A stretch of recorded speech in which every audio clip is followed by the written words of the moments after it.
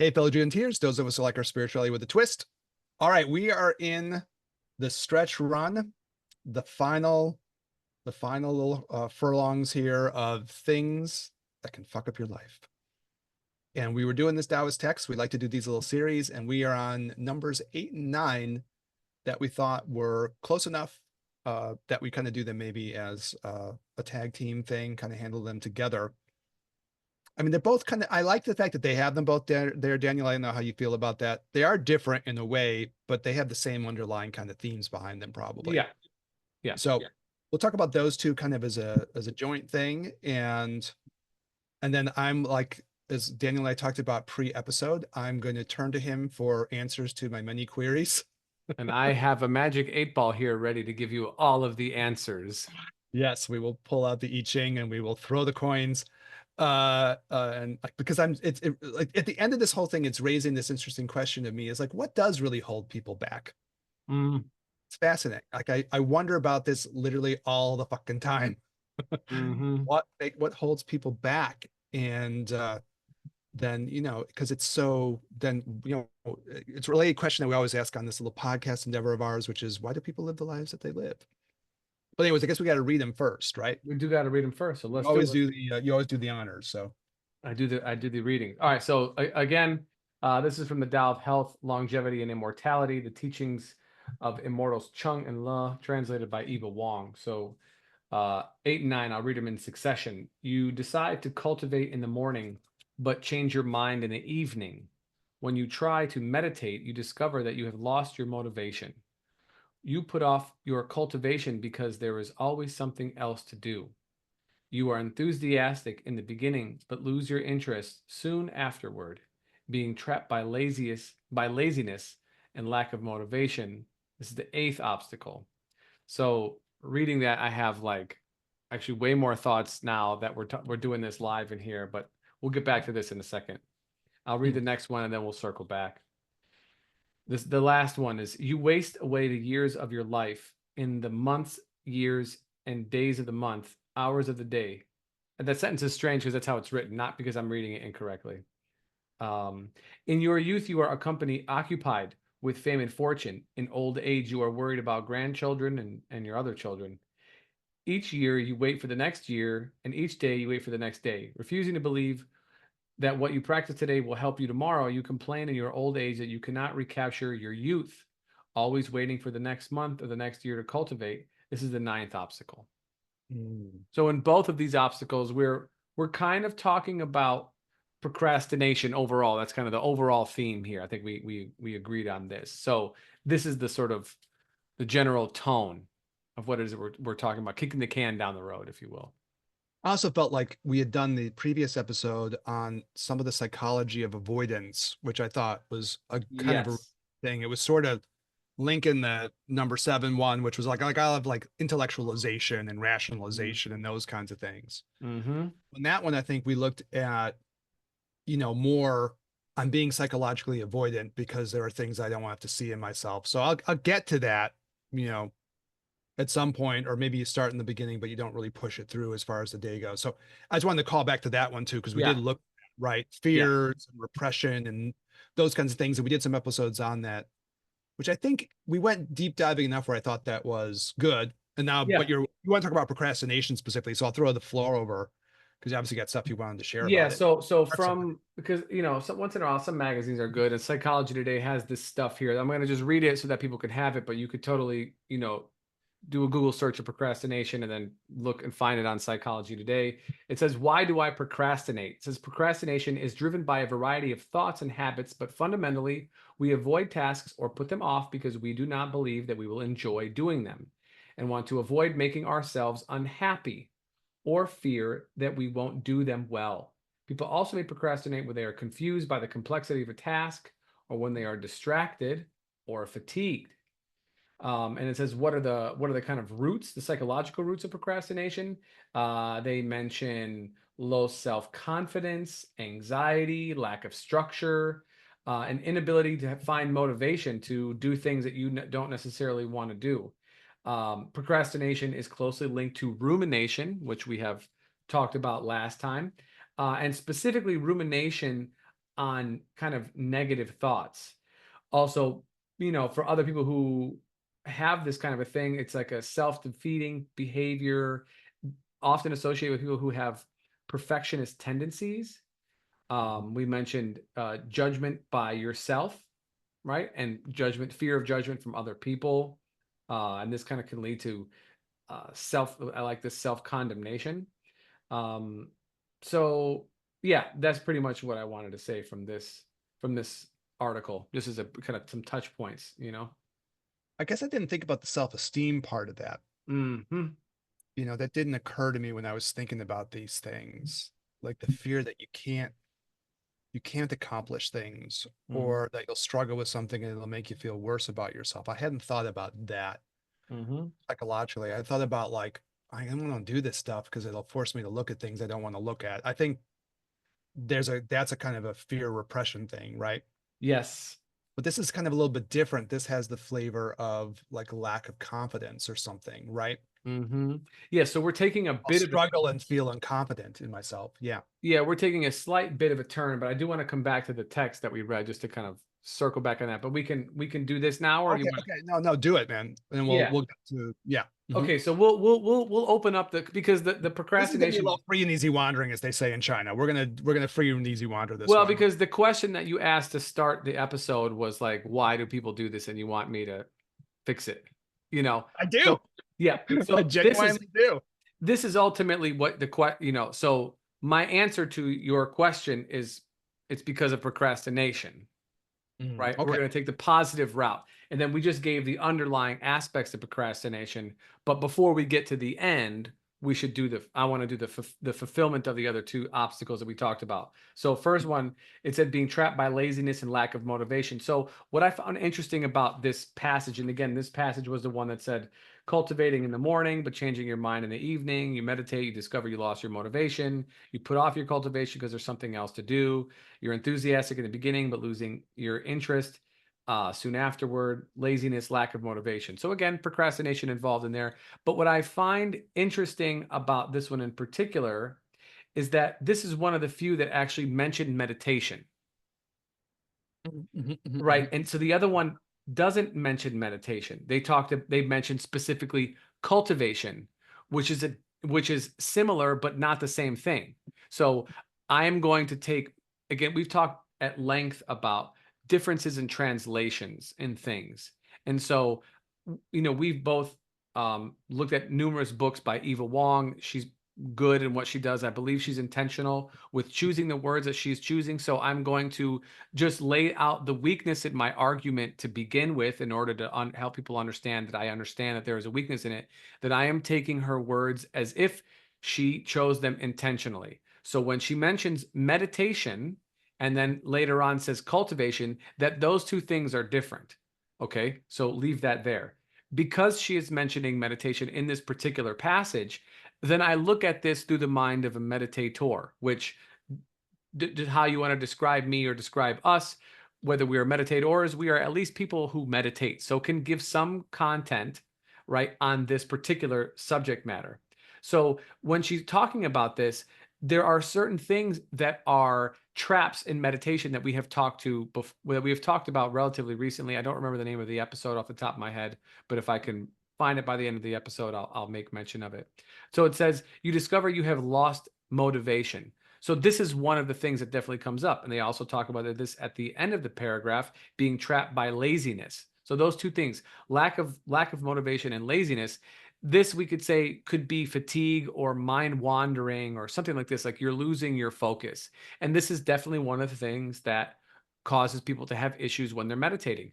They'll get tired, their mind will wander, like they're not able to stick with whatever it is that they're sticking with. And so then it becomes even more taxing because they're having to use so much mental energy just to stay, as they use in school, on task, right? And so it's draining when you're already tired.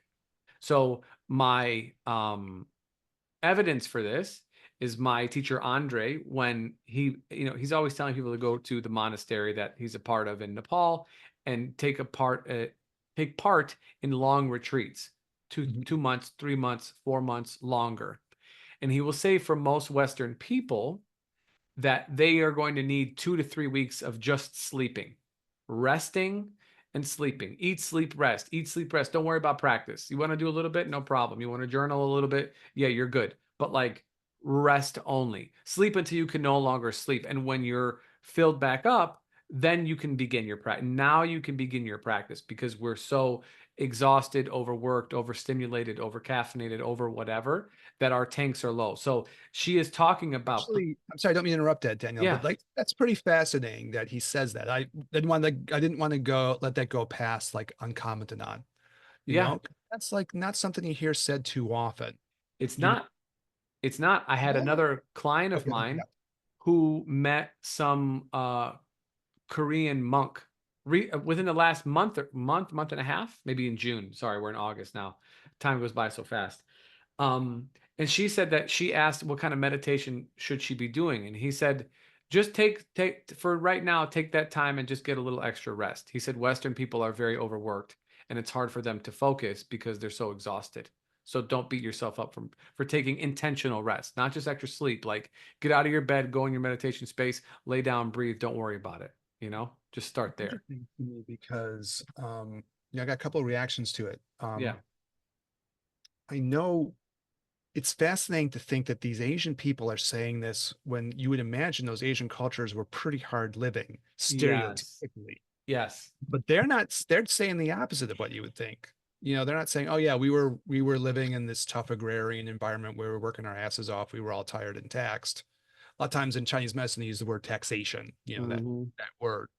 They're saying the opposite. And maybe that's what, Master Wong, my TCM, teacher, mentor, was talking about when he got here. He was just like, God damn, these people are depressed and overworked and exhausted. I think he did feel that way, Hmm. but that's, I think, a shocking thing for a Western person to hear. Someone else comes to America from some other place and are like, Jesus Christ, these people are like unhappy and exhausted and Hmm. stressed out and whatever. On the Zen thing, they would say Zen takes some effort, you know? Yeah. So it's not like, when you're sick or you're tired and stuff, you have to kind of understand that this does take effort. Yes. I guess the other thing I would say, and I feel like fortunate I got this back in my 20s because it was a lot of this, as we talked about before, Kundalini breathing.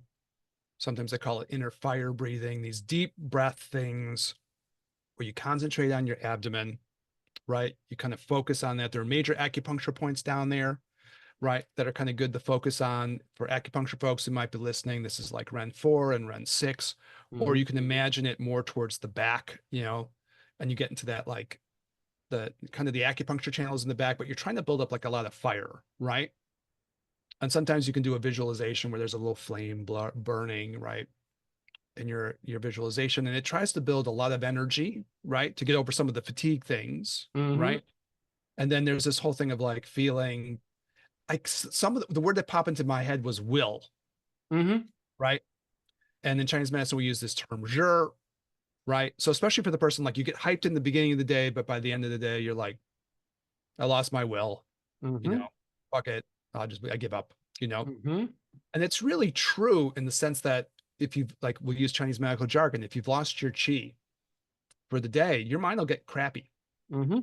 right? Chi going down will make it just get worse. It's harder to focus. It's harder to deal with your moods and stuff too. Your chi goes down, you get more moody.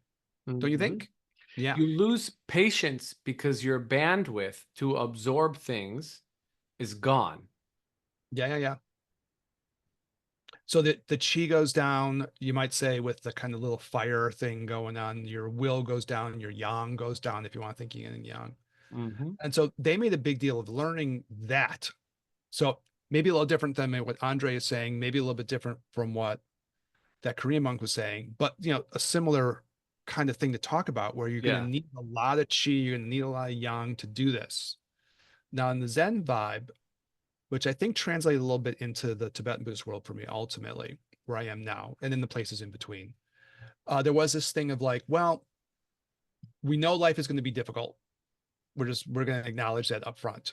So you're going to need a lot of will, you're going to need a lot of energy, a lot of chi and drive to just do these things. So that's just it. And part of that was we're going to use this training because probably on some level, as we're talking about now, your life is going to fuck you up. Mhm. And you're going to need a certain amount of drive and will to go through these things as long as doing your spiritual practice. So I think they were aware of those problems. And as far as it goes with solutions, it's just a different kind of solution. Mhm. I mean, one type of solution is what Andre's saying, which is okay, fine, just recoup yourself, right? But maybe another way of thinking about it is, well, maybe there's these practices like what we've shared in different times on this, where you're like, no, also do the other thing where you build up the will. Right. And the school I was in had a kind of a samurai vibe, right? It came out of that tradition, the swordsmanship samurai vibe tradition. And so it had that thing of like, well, you never know when you're gonna have to go into battle. You know, you might not be that well rested on that day or something. Right.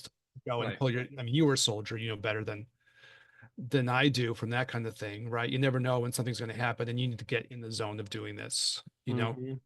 So I guess I'm grateful for that part. And if that helps anybody out, if you want to like, you know, we've done things on this before. Again, I don't know the specific episodes where we've talked about these kinds of breathing techniques, but we can do other stuff on it as we go forward. Yeah, totally. And then maybe that's a way that you start trying to do this. Yeah. All right. Anyways, I had a couple of reactions I wanted to share because you Sure. don't hear Yeah. that too often. And I think that's pretty profound, actually. Yeah.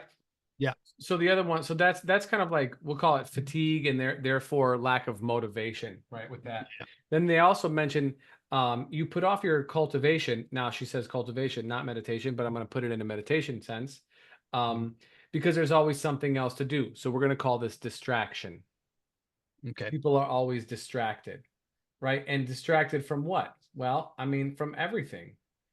This is kind of like, I don't want to say it, a way in which you can keep yourself still in motion, but just off the ball. So you're doing something. You're not doing nothing because we want to be a productive society, right? We're trying to be more efficient. So you're doing something, but you're not doing what quote unquote, you should be doing. You're not on task. And so you can call it a form of procrastination, but it doesn't include um, laziness because you're doing something. You're just doing something else. And for an example on this, it would be like, oh, you know what? I really need to do my homework, but I can't do it with my room so dirty. I Oh, really got to get things cleaned up. Now, on some level, yes, it's nice to have a clean space, an organized space, or whatever. But the time to organize was not now. It yeah. was it was many nows previous. So this kind of like distraction and then rationalization why you're continuing to do it when right now is not the opportune time is definitely what I'm thinking is what they're saying here is that there's always something else to do. There's There's always kind of another thing, you know? an avoidant aspect to that too. In this case, they say something about, I didn't read this one before we recorded this episode. I probably should have, but they say something about you think the thing isn't going to be pleasant or something, right? That Oh, was that was in the research article. That was in the psych yes, article. correct, Yeah, yeah, correct. yeah. So you think, oh man, writing this paper is going to suck. So I'll clean the gutters instead, which will also suck, but suck less. It will And suck less, and I can get that done sooner. So you know what, I'll feel good about I'll myself. feel good about myself, but I didn't do the thing I was supposed to do anyways. Mhm. Hmm. Well, as far as that distraction thing goes, as I was thinking about these ones, well, what's going to distract you? Well, these other fucking things Oh, totally, yeah. that will fuck up your life. Okay, I would want to meditate, but I got the drama with my kid, or I want to meditate, but I got the drama with my partner, or I want to meditate and like my mom and my cousin are causing me problems, or my family. This shit Hmm. happens all the time. We work with Hmm. people all the fucking time. Hmm. Or there's something from my job or whatever it is. And that's all fair, actually, on some level. We got it. But these are the things that can fuck your shit up. Hmm. That's why this list exists. So it's kind of like the other things on the list, especially those beginning ones. My nervousness about my security, my anxieties about myself, and then like my family of origin, my family and partner life, or partner's life, to be fair to our poly people. Hmm. And we're getting more poly guests on. I've been making those arrangements. My work, all those things, right? Hmm. Yeah, those are Hmm. things that are ones that are gonna fuck you up. Yeah. So These I may be took this as like, distractions. So some of it's that. Some of it is like there are distractions throughout the day, but I haven't cleaned my life up enough. mhm. Yeah. So I took these as not only distractions that are common throughout the day, but these are distractions also as you're in meditation. And these are the ones that are classically discussed. Yeah, yeah. Avoiding the practice, even though you're there to practice it. getting attached to certain things that might come up in your meditation that you now have to deal with, your checklist, your whatever it is in your mind that's there. That's I have to deal with this right now. I gotta work this problem out. It's too important. You don't stop you don't stop meditating, but you don't also like get up and do it. You just think about it. You're just engaged with it. Talk about that all the time. Yeah. Yep. They're And then sitting there and they're like, well, okay, I'm gonna do this thing. And a lot of the stuff we're talking about, like our meditations actually have like content and steps to them. Like it's yeah, not just freestyle, yeah. or free form. There are things but you don't do it. Instead, the person's thinking, well, at my work, you know, Sarah's really high maintenance. And I Hmm. work with a Sarah. I'm not talking about Sarah. That just came out. No, There's no not you, Sarah. that Sarah. Might be different She's pronunciation. lovely and quite easy to work with. Uh-huh. But you go through and you're like, whatever. Tina is really difficult, and I know we got this project, and she's gonna give me a hard time that I didn't do it this way. Like people think all that shit. Mm. That happens all the time. People Hmm. will talk about. Hmm. Yeah, it's very real. Yeah. Yeah. And so that's what I'm talking about, right? It's in a meditative state, but it's also in real life because your ability to stay in communion with somebody, in connection with them, in conversation with them, not drifting off so much, actually being able to be present, hold space, like, you know, be engaged without like immediately going to a response. If somebody is telling you something that you don't particularly dislike, if you particularly dislike what they're saying, you're going to craft your response even before they're done speaking. So how much are you actually even listening to what they're Mhm. saying? Or conversely, if you really like what they're saying, you want to add on to what they're saying with another anecdote from your own mind. Shut the fuck up. Like do what they listen to what let them finish. And then God forbid you take a breath before you speak, observe a moment of silence so that we could at least think you're listening actively before you like give us another volley back and forth. So these things, even though we're referencing them in a meditative state, that state penetrates your entire existence. It's not something only, and we mention this regularly. It's not something that only exists on your meditation cushion or in your, wherever you do your little practice at. So, anyways, I wanted to start with that piece, give illumination on that particular piece.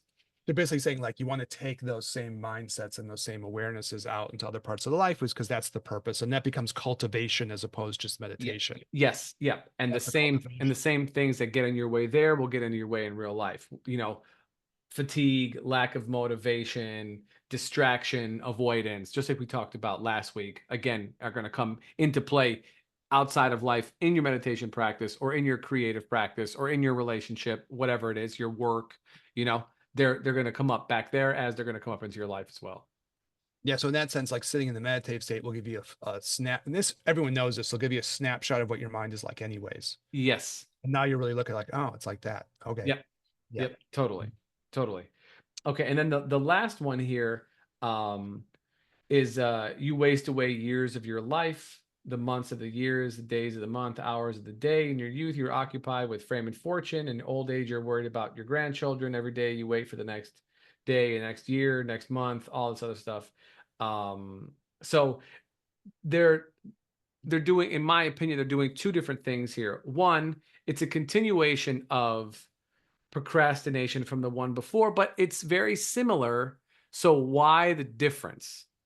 Why Mm, the difference? And for me, the reference is to impermanence and time, mhm. because that really hasn't been discussed that much before.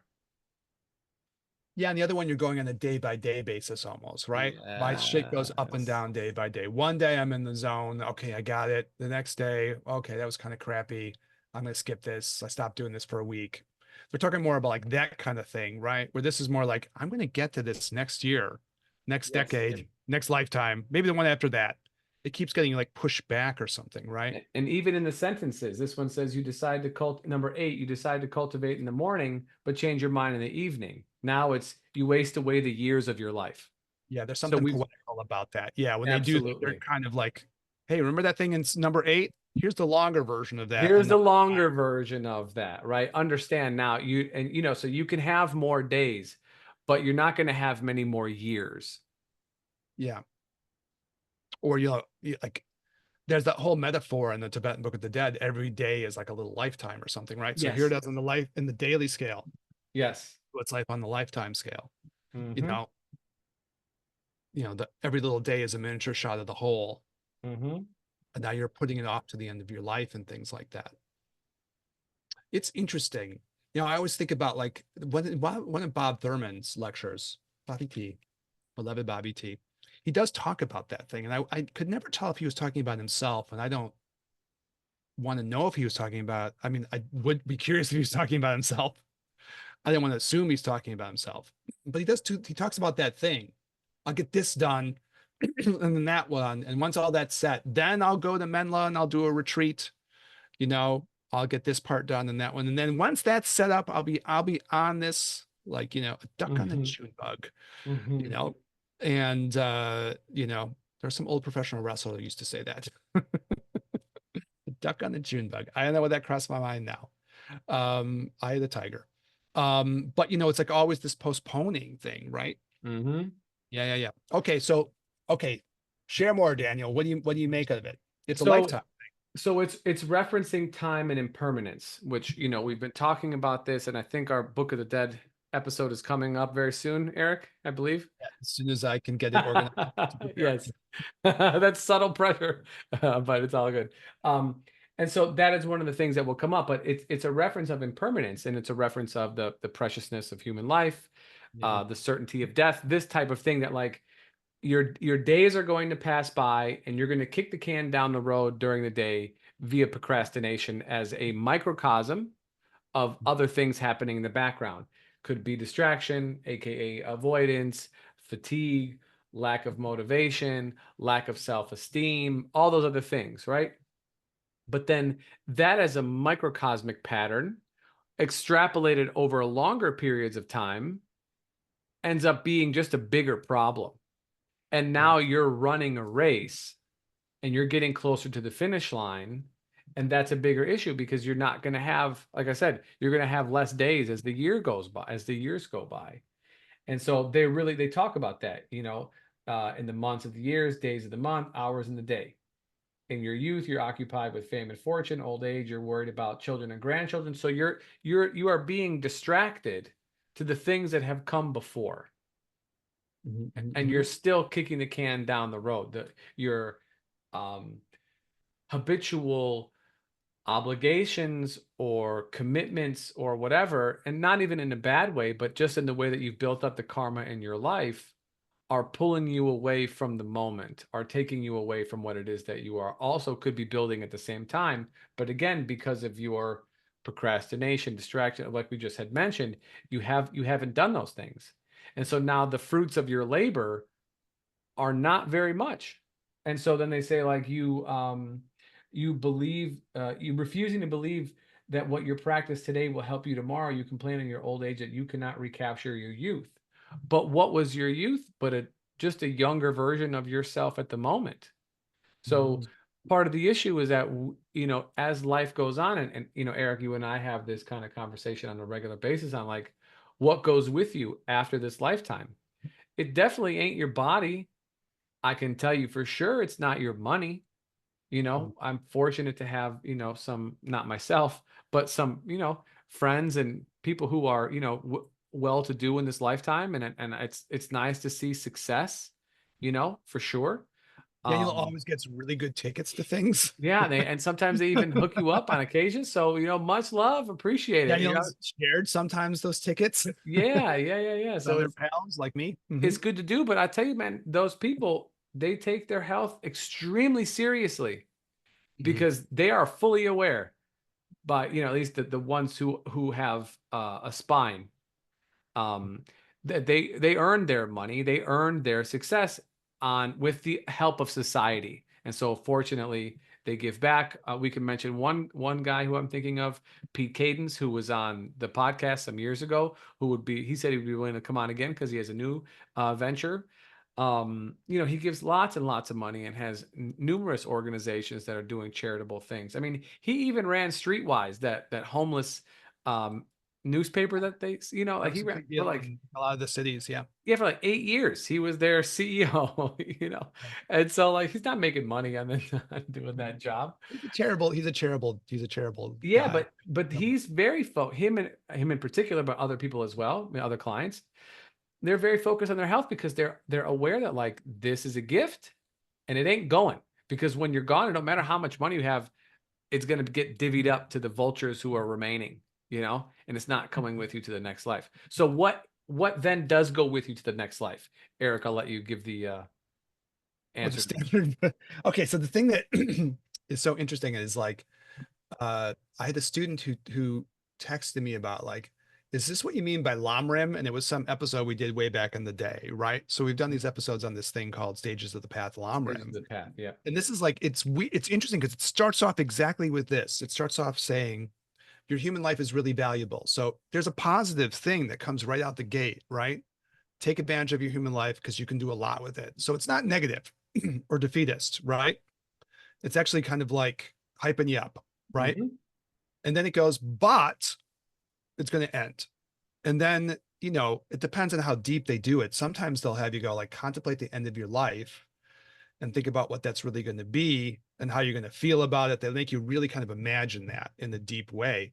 And then this quote, like from Nine Things That Will Fuck Up Your Life, is like describing it for you, right? Hmm. It can feel this way. And then they go through and they make you think, well, what will actually go with me? Well, exactly what you're saying, Daniel. Well, it's not going to be my material accomplishments, Mm-mm. and it's not going to be my body Mm-mm. in a weird and I mean, obviously, potentially like not potentially sad way. It can be like even the loved ones are not going to go with you. You have those bonds with them in this lifetime. They're beautiful, but those are going to end too from this perspective, right? And what's going to go on with you is basically like your spirit is going to continue on, and whatever you've built up into the potentials of your spirit over the course of the lifetime, right? Hmm. It's what's going to continue on with you. That's going to be the things are going to be the seeds that you've planted within your Shen, right? That will go on Hmm. forward, right? That's it. I talk to my kids pretty honestly about that. My son had a little mini existential crisis about his chess, and he goes through it occasionally. We'll say, well, what's the point of playing this game? You know? And there's one of the famous chess players. He just played me the video yesterday, Fabiano Caruana. I have to know all these chess players. So, and Fabi is there and he's saying, well, chess is pointless on some level. And he's like the second best chess player in the world. So my son was listening to it and he was like, well, it's a game and I'm a grown up playing a game. And so, my son sometimes gets in those moods. And I was trying to tell him something else. I'm trying to tell him it's not like those seeds to think in those ways, to develop your mind in those ways are powerful when you're planting those things. And it's not just for chess, then you're building up aspects of your character, and you're building these things up. And that's what goes with you. You know what I mean? So I was trying to we've talked about it, and at times that feels good to him, you know, Mm. the same way like the ability to love when you're in a like, my son and I love each other, right? So that ability to love, to know how to love, that's a talent, Mm. right? That's going to travel with you, right? These things that you're building up are going to go and travel, right? They travel, Hmm. right? If you do them well, and that becomes like the spiritual core of who you are, Hmm. you know. Does that speak to you in terms of the answer to this thing too? Yeah, yes. Yeah, These kind of like intrinsic things that you develop with your lifetime are said to go with you to the next one. yeah. That's the idea. Right. And so what you're saying is that like the culmination of your practices build, right? And that's what this thing is saying, right? Um, Refusing to believe what you practice today will help you tomorrow. You complain in your old age that you cannot recapture your youth. And my argument is there was nothing to capture in your youth. You were just young. You had more energy, more vigor, more optimism. Your runway was longer. You could procrastinate even more when you were young, less when you were old. Of Mhm. course, life catches up to you, get more injuries, health, whatever. Your bodies are doing what they're doing, but the body's going to do that regardless. The Yeah, body's yeah. going to do that regardless. So that's kind of like, at least in my mind, that's part of the plea of this thing. It's like, it's happening. It's happening. And based on the previous paragraph, it's happening. And it's happening day by day, month by month, year by year. It's happening. It's interesting in the sense that it is health, longevity, immortality is the title of the book. Mm-hmm. So that little part, we're doing close read, right? Mm-hmm. So that little part is a reference to the idea. If you were building this stuff up over the decades of your life, Yes. your 50s, 60s, 70s are going to look better than if you're not, Mm-hmm. because you're actually going to probably be in better physical health, psychological health, psychospiritual health. Mm-hmm. It's making that case. And then like they are kind of given a hard time in a kind way, to say, hey, you didn't do these things before, Right. and now you're going, oh shit, why didn't I take care of these things? Mm-hmm. And you didn't, That's but right. if you would have, the momentum will be built. I do think about this because, and we've said it on the podcast before, when I really got serious about this was right as I was finishing undergrad. So like kind of like your early 20s kind of time, right? Mm-hmm. And I had some health problems when I was younger, so I probably didn't finish my undergrad until I was getting to be like 23, 24. But then it was like, okay, I got to do this Zen now, because if I don't do this now, I'm not going to get the like what they're talking about. I had that thought. Maybe it Mm. was a little Taoist karma thing, floating Mm-hmm. around. I thought if I don't do this now, then I'm not going to get the benefit of this going forward, right? Yes. So I better pull the trigger on this now and not procrastinate this to the later. You know what I mean? Mm-hmm. And that had a big impact on me because I just spent the 3 years just doing Zen. That's what I did for 3 straight years, right? Work, support myself a little bit. I was still a layperson, but it was like, I was trucking along, and I built up those tendencies and habits that a lot of that still has carried me through to now. But that's one of the things you can think about.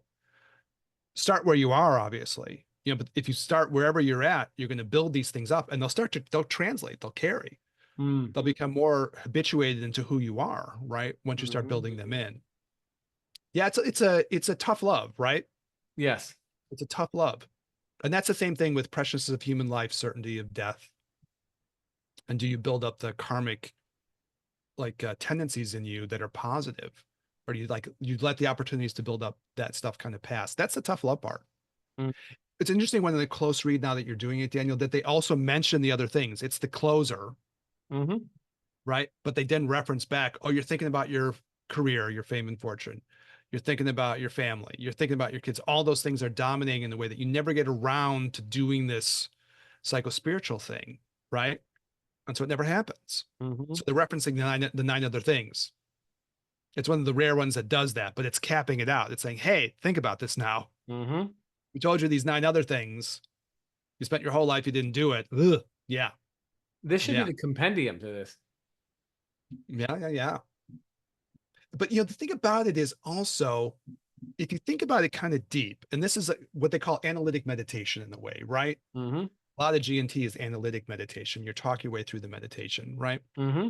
You have moments of realization. Mm-hmm. If you do this when you're younger, then you'll have this shit to pass on with your kids. Yes. If you do this when you're younger, you'll have this to pass on with your partners, right? All of If you them. do this when you're younger, every single one, the whole menagerie of partners, That's right. or just the one. Yeah. uh um you know if you do this now, it'll carry into your work in a way that will be different, and maybe even make you make different choices of what that work would be Yeah. if you get to it. And like, again, start where we are, right? We start where we are. That's it. But that's kind of the pitch on it, right? It's saying, okay, if you get the gears turning, you're going to have other things to offer. Mhm. And if you contemplate that kind of deeply, you can realize that that's true, you know but it can be another source of motivation. I have something different, to share with those people that I love. Actually, you might even choose the people that you love differently, to be honest, Mm-hmm. right? If you're really honest about it, you might say, you know what, that person could be a good partner, but maybe this is more of a partner that will help me build more of the things I'm doing. I have more to share with them. I mean, that might change too, right? Yeah. It's deep. Hmm. Yeah. So Well, okay. Yeah, go ahead. Yeah. no, so that's the kind of that's the capper, right? Well, I got For like, for just for the for the obstacles. That's the yeah. end of that particular thing. And then I was gonna do the kind of wrap it with the procrastination piece to it. But if you want to do something The thing I before I was do going to that. say about this, what I was thinking about a lot is I was wondering, why don't people do this? And if you want to save it for episode 10, the culmination episode of all this, because you want to look at like what it means to find a path for yourself, Mhm. right? And whether or not you really do. I was thinking, well, why don't people do this? Or why don't people pursue this in more serious ways? And I was thinking about the people I know, and like, we're clinicians and observers of human nature, right? Right. So I was looking at this and I was like, well, it has a lot to do with kind of like what you believe too, you know, and the idea that you have to believe that there's possibilities. And maybe this is too big of an episode now. Maybe we have to come back to it, or maybe we do it in episode 10, I'll preview. But the idea, like, you have to like really believe that this is going to convert your life and transform you. You have to really believe that there's more possibilities in you. And maybe that does mean finding a path. So maybe we come on back, right? Because we've been Yeah, talking. so let's just Okay. talk about it. Let's just talk about it then from a procrastination standpoint, because that's Okay, where we'll do that part. And maybe we'll do a little on the self-esteem thing, and then we'll yeah, pop. no, totally. We could definitely do that. So again, Okay, we're more narrowly focused for this one, and we'll pop out for the next one. yeah, totally. For the So wrap-up episode. yeah. So we got again referencing this from earlier, procrastination driven by a variety of thought. And again, it's from Psychology Today. Procrastination is driven by a variety of thoughts and habits, but fundamentally we avoid tasks because we do not believe we'll enjoy doing them and want to avoid making ourselves unhappy or fear that we won't do them well. They might be too complex a task, or people could be like fatigued, distracted, want to avoid them, have a difficulty with low self-esteem, anxiety, inability to find motivation for stuff because probably you don't want to do it in the first place, excess rumination, often linked to negative thoughts, which then can lead to self-defeating behavior like procrastination. So we've now fully come back to the word that we're using to define the word that we want to define. I think that's called a tautology, but okay, we're gonna There let we that. go. Yeah, but once in a while. Okay, we did it once. You get one tautology in 4 years. Give me a break. Yep. And then other ones, people who are like overly kind of obsessive with perfectionism. They can't do it Corrections. unless it's going to be done the right way. I can't. No, I just could never do it. And this is kind of like self-judgment, right? Um, Yeah, so that's it. Or What's there's the one more purpose? here. Oh, okay. It says that people are concerned that if they do something now, the cost of doing it, they'll have to pay for it later. So they'd rather not. What does that mean? I'm not sure. That's just what it says, and I wanted to read it because I didn't read it earlier, but I find that to be a different take on it. So we've had a lot of like internal psychological things, but when I read this, I feel like it has to do with the way in which we deal with ourselves, our own sort of like internal deal making. Hmm. Like when you have kids, Eric. When they were younger, you probably had to be like, all right, well, you got to eat your vegetables, and if you don't eat your vegetables, you're not going to be able to drink this 2 liter of RC cola. So Painting. Oh, the memories. you know, Yeah, just um, that scene. Yeah, yeah, popping. Mhm. yeah. So like I guess internal psychological games, internal psychological From gaming. psychological games. Okay. Yeah, that Hmm. goes back to the defense mechanism shit we were talking about last week too, or Hmm. last Hmm. episode. Hmm. Yeah. The self-esteem thing is interesting. I just always like to throw out, like, there's a psychologist, Alfred Adler, and we like to do a little bit of psychology, obviously in this. Oh, the way I see a list like that, Daniel, before I do that, when I was listening to you go through it, I think the purpose of hearing a list like that is it gives you a chance to screen those things out in yourself Yes. and see which ones actually like hit on target for you. So, I Yeah. mean, it's good that that gets read. You kind of went, okay, here's the whole thing. What's the purpose of listening to that? To my mind, the purpose of listening to those things is to go, oh, those are the two or three. Those are the Yes. ones that get me, and then it'll be different ones for different folks, right? Hmm. Hmm. Yeah. Well, I guess the Adler thing is just more like until you go through, he says the way to deal with the self-esteem things is to set reasonable goals for yourself. Hmm. And then as you achieve those reasonable goals, you're going to feel better about yourself.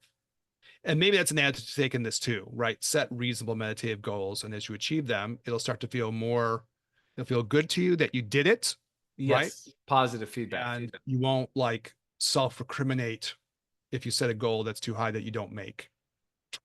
this approach is also used with people who are afflicted by like ADD, Mm. is that you shrink down the to-dos into very small pieces so that the project doesn't seem like it's these huge swaths of energetic or psychological expenditure, but they're actually like a bunch of little steps that you could just do this and then do this and then do this, and you can take a break whenever you feel like, or whatever. But you're not obligated to do all these things. So it's much of the same ways that you set small snackable meditations, as our friend, what his name is Miguel there, Connor. Miguel Miguel Connor. Connor. Shout out to Miguel, Yeah, in his invite. book. Um, but yeah, that you get to put them on top of each other, and lay it out more like a scenes in a movie reel. It's a better strategy, right? You can go kind of step by step, right? Mm-hmm. You can Mm-hmm. kind of build your endurance for a thing as you go, right? Mm-hmm. And then, but you do need goals, right? Yes. So as far as this stuff goes, you can start to set goals.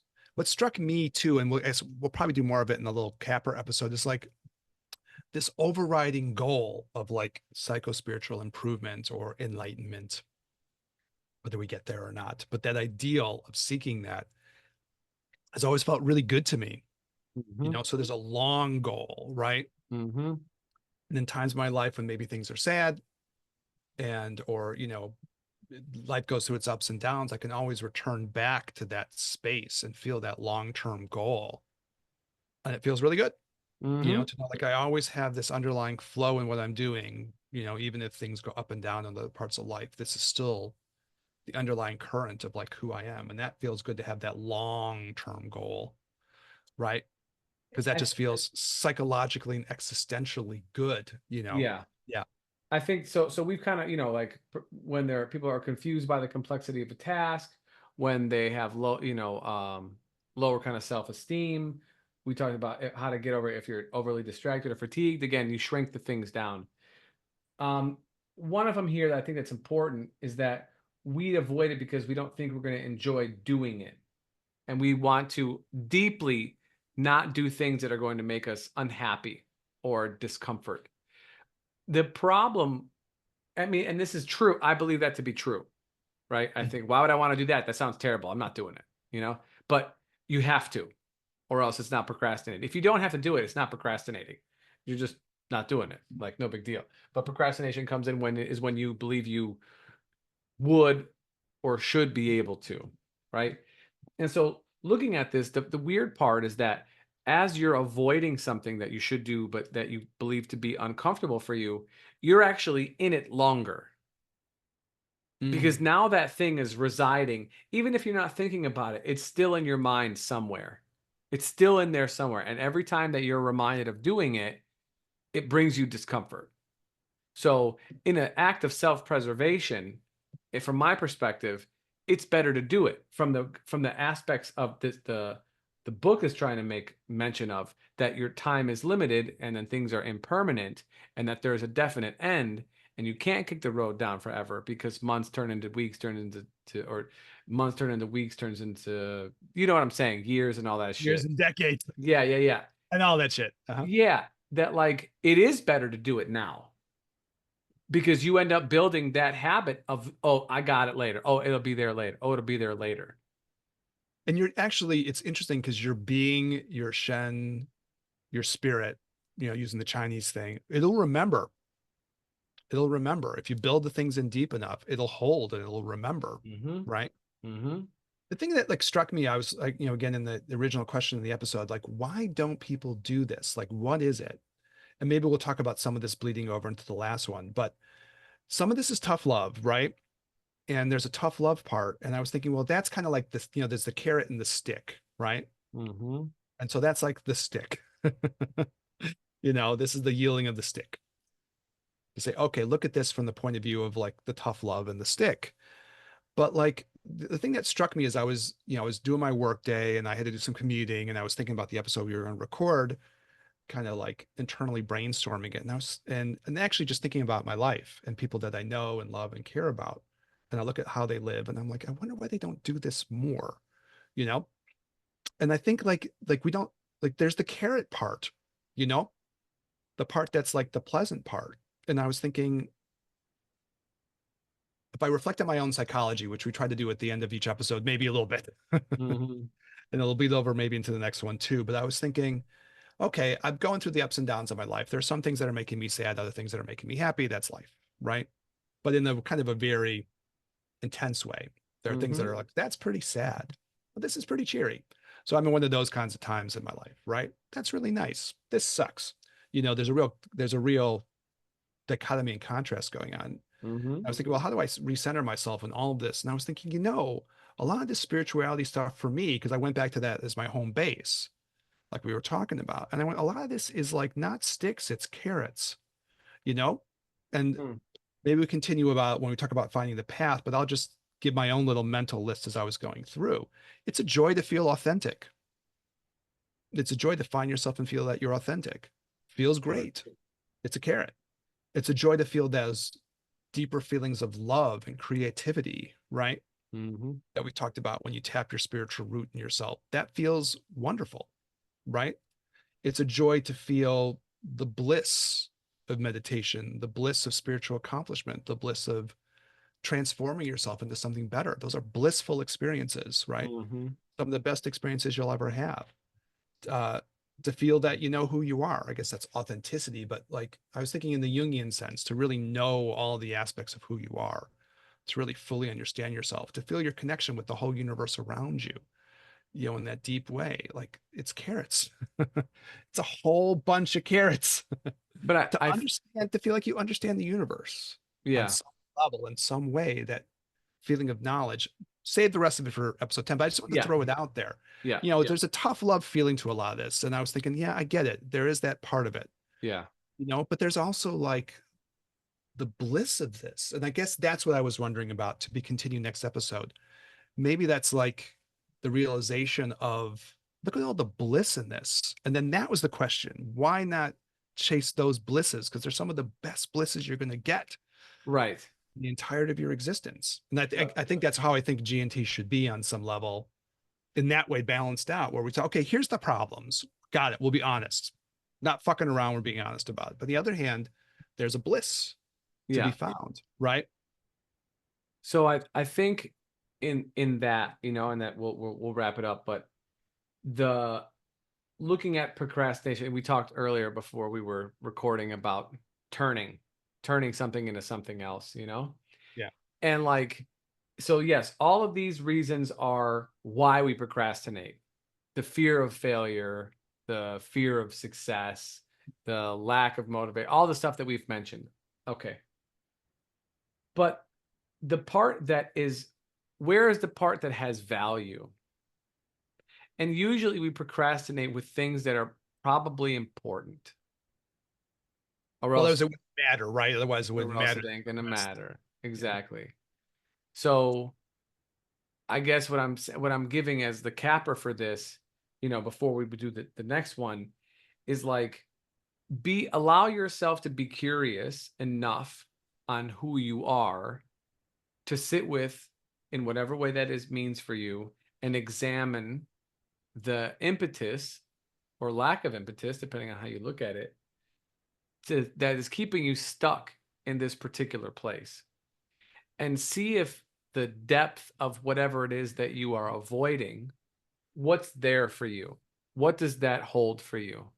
Because ultimately, doing the task, yeah, we could take it into shorter bits and make it more palatable so that you can execute it and get through things. But that in itself is a lesson to what?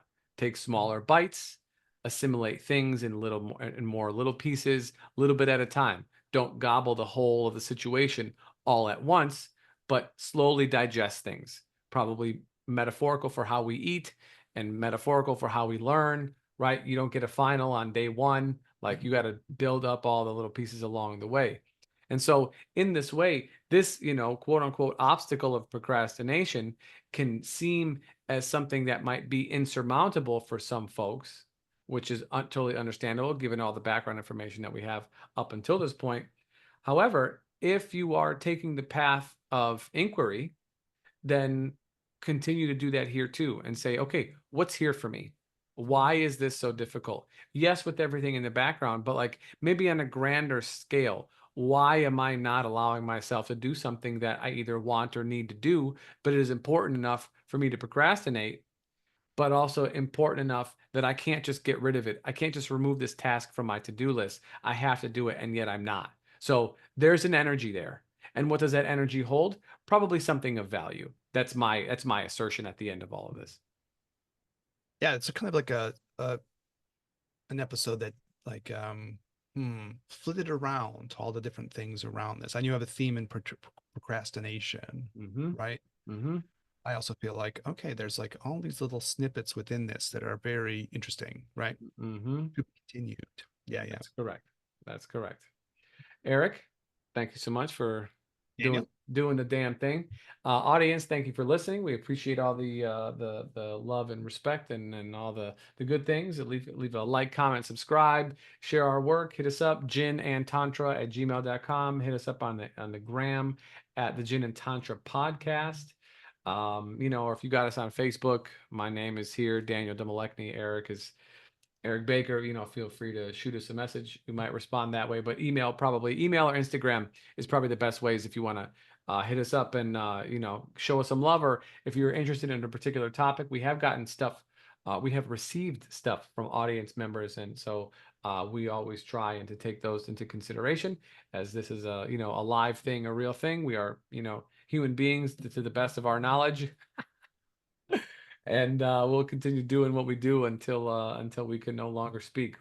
So we appreciate everything from everybody. So thank you so much, Eric. Thank you, everybody. Muchas gracias. Hasta luego. Peace.